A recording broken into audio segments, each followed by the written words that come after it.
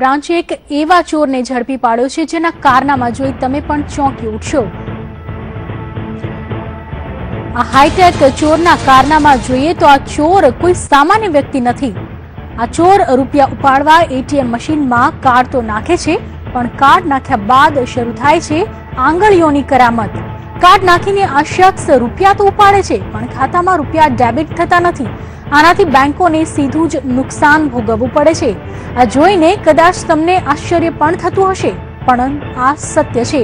આ હાઈટેક ચોરે સૌપ્રથમવાર નવસારીના કેશ ડિપોઝિટ મશીનમાંથી નાણાં ઉપાડ્યા, ત્યારબાદ આ ટેકનિકનો અન્ય સ્થળો ઉપર પણ સહારો લેવા લાગ્યો। ક્રાઇમ બ્રાન્ચે આરોપીને રૂપિયા 1 લાખ રોકડા, 31 જેટલા એટીએમ કાર્ડ, 39 પાસબુક સહિત 10 મોબાઈલ જપ્ત કર્યા છે। અત્યાર સુધી આ ટેકનિકથી આરોપીએ 31 લાખ રૂપિયા ઉપાડ્યા હોવાનું સામે આવ્યું છે। અન્ય આરોપીઓ પણ આ હાઈટેક ચોરીમાં સંડોવાયેલા હોવાનું પૂછપરછમાં ખુલ્યું છે।